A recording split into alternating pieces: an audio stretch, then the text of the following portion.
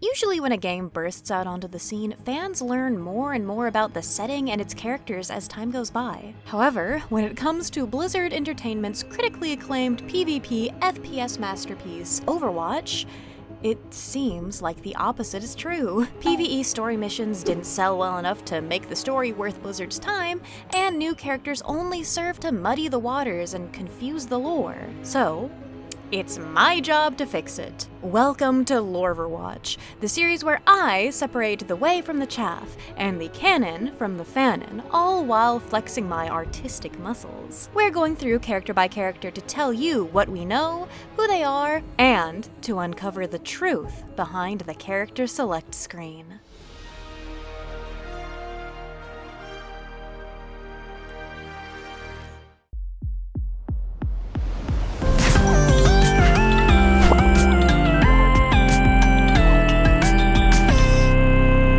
Angela Ziegler. Hero named Mercy is a support hero that many players flocked to when the game first came out due to her comparably easy playstyle of point at teammate and click to latch your baby leash on for healing, and her very pretty asset lovely attitude. In Overwatch 1, Mercy had a more matronly team mom personality that gamers and Discord kittens alike found themselves drawn to. However, in more recent times, we've gotten to see more and more of her goofball humor and even her ability to become easily frustrated with certain overly hated members of the Overwatch cast. In this time, of course, there was a great deal of shipping a la characters standing next to one another, fueled further by character voice interactions. Whether you were a Gincy Hurt Comfort stan or a Pharah Mercy power couple girly, the fight for whose OTP was best, of course, reigned supreme over in-game VC. Mercy's original playstyle was a bit of a hybrid between being stagnant and mobile. Her Guardian Angel ability allowing her to fly from teammate to teammate was a great deal more stunted than it is today, but that meant learning how to properly slingshot yourself simply took skill and far too many hours on the character than it does now. Something similar can be said for her old ultimate ability to resurrect all allies in a certain AoE. Now that her resurrections are limited to one teammate per every 30 seconds or so, the ability to easily launch yourself at a teammate and then basically bounce away if you're skilled enough is incredibly beneficial. In place of her mass resurrect, Mercy's Valkyrie ult honestly just seems more narratively correct. She's able to chain boost damage or heal her teammates while staying perpetually in flight, meaning she is also capable of dealing a great bit of damage with her Barbie blaster, if you don't want to take on a more passive role. I say this seems more narratively fulfilling than just basically hiding until your whole team dies so that you can pull the Uno reverse card, because it shows her new willingness to get her hands dirty for what she believes in, no longer leaving the future up to the wills of her superiors at work and saying, well, I've done all I can, when it comes to pushing back against what she feels is wrong. Direct action! With a pistol. Now, aside from knowing Mercy was around during the first Omnic crisis and seeing photographs within the spawn room that made certain ships seem a bit more than questionable, players would not get a lot of concrete information about the woman until the first Overwatch Archives event, where even as you were plunged into the peak of Overwatch as an extra-governmental organization, we did not get much by way of lore from directly within the game. So, let's delve a little bit deeper into the history of our Swiss Angel and the main of many voiced gamers that are all too eager to tell you to KYS over insta-locking the character before they can. Angela was known to be a prodigy in the field of medicine from a young age. Coincidentally, she was also embroiled in Overwatch's affairs, as at the young age of 14, she would make a point to visit and check in on her mentor and friend Lindholm Torbjorn in the hospital after the loss of his arm during an early Overwatch operation. She would continue making visits to the Overwatch base during her teen and college years, as seen in this group photo featuring a younger Gabriel Reyes, Jack Morrison, Anna Amari, Cole Cassidy, and even a very young child Fariha Amari. From there, the logical step was to join the organization after graduation, and her incredible breakthroughs in the field of nanobiology catching the attention of Overwatch higher-ups. When given the opportunity to expedite her research by implementing them in field, though still having reservations about her research simply giving Overwatch commanders new and unique ways to put soldiers in danger, Angela agreed to join as the head of medical research with a great desire to help civilians and non-combatants most. However, being within Overwatch did not bring the Doctor's mind any real peace. Hey you! While you're sitting there drawing or writing or doing whatever it is with this video playing in the background, I'd really appreciate if you could stop on by and click like and subscribe. Not only does it help out the channel, but it keeps me motivated to keep making videos like this. And don't forget to leave a comment when you're done. Okay, thanks, bye! Her unique perspective on war meant that she took great issue with the militaristic way Overwatch tended to deal with keeping global peace, being that both of her parents died as a result of such violence. With her protests falling on largely deaf ears and often resulting in reprimands from her superior officers, though, Ziegler chose to save as many lives of frontline soldiers and civilians affected by conflicts as she could with the inception of the Valkyrie Swift Response Unit, a suit of armor crafted with the ability to scan for signs of life through rubble, a propulsion system, biotic charges, and the ability to boost the wearer's strength. A healer to the end, Angela chose to pilot the suit made by Lindholm herself into nearly all conflicts to prevent others from having to face the danger. Between the feeling that her efforts to heal were being exploited as a get-out-of-jail-free card that would allow Overwatch commanders to callously use soldiers as expendable but mendable pawns, and her grievances with Blackwatch and the secretive and skeeving nature of its operations, and medical lead Moira O'Doran, acting within Overwatch began to weigh on the Doctor day by day. This does not mean she made no great contributions to the organization, however. Ziegler participated in multiple large-scale conflicts within Overwatch,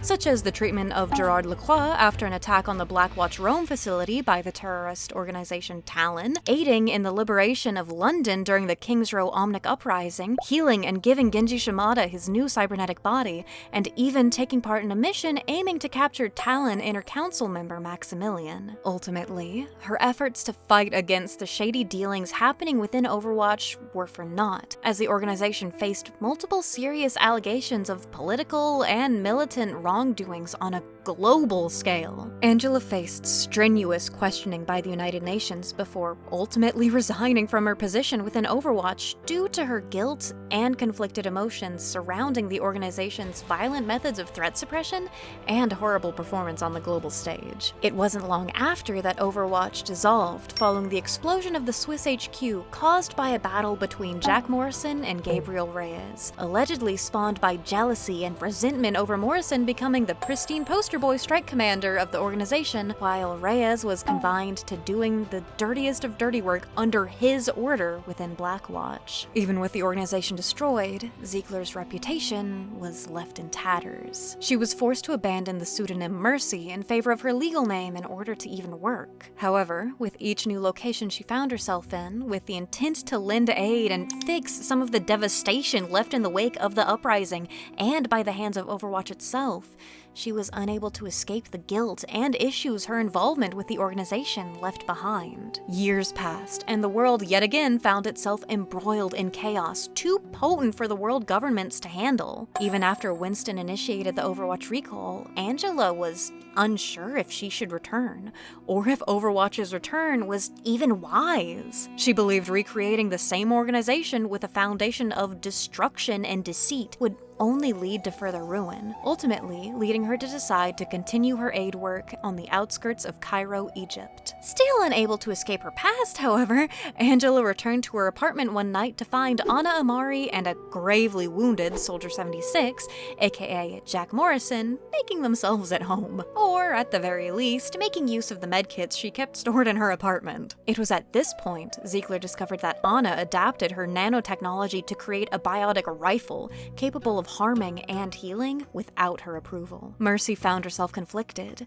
She was ecstatic to see both of her old friends alive, but she could not shake the guilt of her past manifested within her living room. Things grew especially difficult to deal with as they bombarded her with questions about not working in a proper hospital, why she was in Egypt in the first place, and whether or not she planned to answer Winston's recall. Firmly stating that Morrison's hunt for vengeance would bring him nothing good, Angela fell asleep with the the order for the pair to be gone by morning. However, before day could arrive, Ziegler was awoken by a nearby explosion. The Temple of Anubis, the former resting place of the god program responsible for the original Omnic Uprising, was under attack by Talon. Though Angela encouraged Morrison and Amari to let the Helix security on site handle it, the pair refused to let the terrorist organization go without a fight. After considering the lives in danger, the Doctor relented and once again wore her Valkyrie armor into battle at the side of her old teammates. Mercy was able to rescue a young girl named Hanan from the temple rubble and healed the wounds she attained when caught in the firefight, but while trying to find the child's missing and presumably injured brother, wound up losing consciousness after using her own body as a shield to protect the children from an incoming attack. The Doctor regained consciousness to find Jack protecting her, still clutching the boy in her arms as Anna carried Hanan. The group managed to escape the temple, and the next day was spent in a blur of administering medical aid. After being informed by Jack that Reaper, the Talon agent who attacked Morrison and who, unbeknownst to them, was their assumed dead friend Gabriel, was still alive, and that he and Amari intended to follow him to Europe, Mercy began to reconsider her position on the return of Overwatch. As she watched Hanan and her brother playing together, learning that they were now orphans just as she was as a child, the idea dug itself into her mind. The desire to protect those unable to protect themselves. A feeling of heroism that she long since believed died within her began to grow anew. Once stability was returned to Cairo, Mercy left the city and Egypt as a whole. She traveled to Europe, perhaps in search of her friends, or perhaps in search of a new place to lend a hand. This luckily meant that she was one of the few ex-Overwatch agents able to lend their aid during the Null Sector attack in Paris. After the day was won, and it became increasingly obvious that human and Omnic life alike was in danger, Mercy committed herself to rejoining Overwatch. Now, at the age of 39, Mercy has returned to Overwatch and to Watchpoint Gibraltar in order to plan their and the world's future. Final thoughts. Mercy is a very easily lovable character. From her lawful good alignment to her blonde hair and blue eyes and looks that fall very easy into classically European beauty standards, I don't fault anyone for her being their favorite character. She's silly, she's sweet, and she genuinely cares about others. What good intentions she has, though, have historically led to a great deal of devastation for many when it comes to Overwatch's reliance on her Valkyrie tech. They do say the road to hell is paved with good intentions, and I feel like Mercy knows that better than most. Her previous naivety could certainly be attributed to her close work with Overwatch from a young age, resulting in her looking up to possibly the wrong people and even wearing rose-colored glasses. You know, being a teenager that young, working so closely with a military organization would tend to lead to being groomed into a position and opinion. We know she was apprehensive about the organization's desires when she joined, but she still joined nevertheless, with the hope that she could keep her research under her own control and fix a broken system from within. Unfortunately, we all know that plan never works out for anyone. Now, however, as she and others work to rebuild Overwatch for the greater good, she may have a real chance to implement lasting change. All we can do now is wait and see if her newfound confidence and desire for heroism will allow her to stand her ground, or if she'll crumble when facing pushback from the other, more militant agents who answered the recall. What member of the Overwatch cast do you want me to talk about next? Write your choice below, and I might just pick your comment. Thank you so much to my Wondabulous Patreon supporters. I appreciate you guys so much. I couldn't make these videos without you, and I love you munches and bunches. At our brother, sibling, sister tier, we have Viri, Miss Mercuriel, Boxkit, and Ash Valentine. At our mommies, daddies, and guardians tier, we have Kai and Mary. And at our gods, goddesses, and deities tier, we have Agent Ness and Gods and Punks. If you want early access to videos, podcast versions of videos, sans music and effects, early access to art and writing, and all sorts of other goodies, consider checking out the Patreon. Thanks so much for getting to the end of the video. I hope you have an absolutely scrabdangulous day, and join us next time for whatever secrets we can find while delving deeper into Loreverwatch. I can't fucking read. Why is this so shitty? Why did I write this so bad? Oh my god, why can't I read?